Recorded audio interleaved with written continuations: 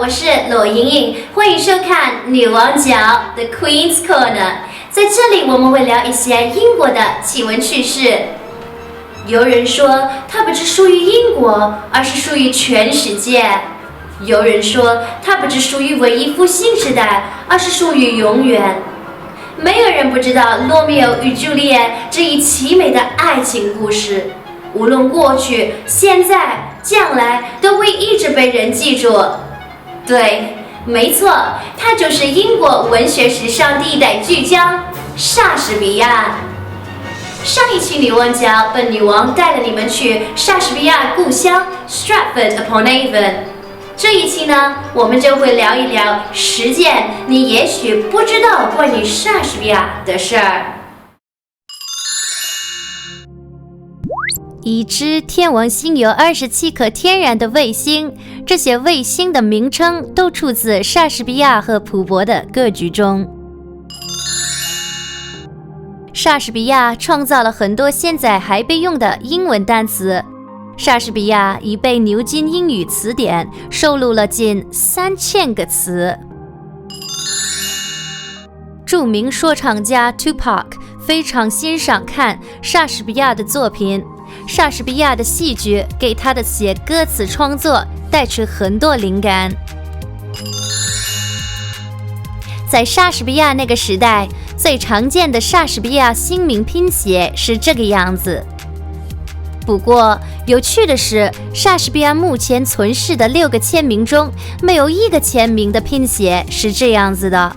几个世纪以来，正确的拼写是什么样的，一直存在争议。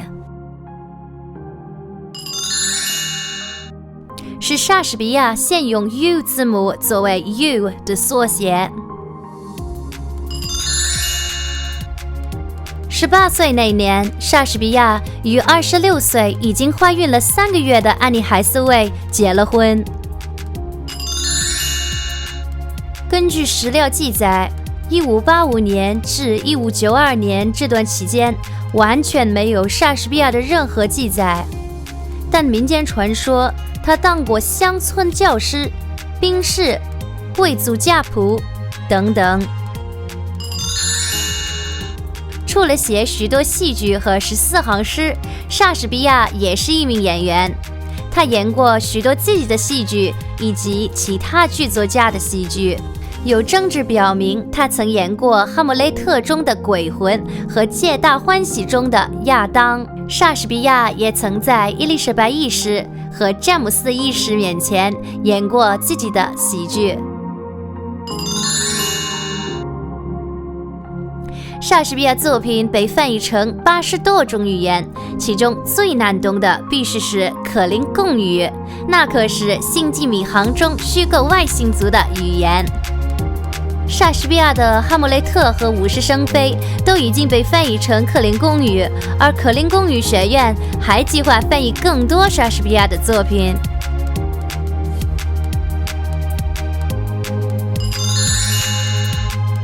莎士比亚的左耳朵有可能戴过金耳环，这是伊丽莎白女王和詹姆斯时代流行的波西米亚风格。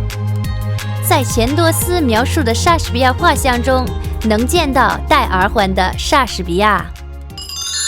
感谢收看本期女王角，我是罗莹莹，我们下期再见，拜拜。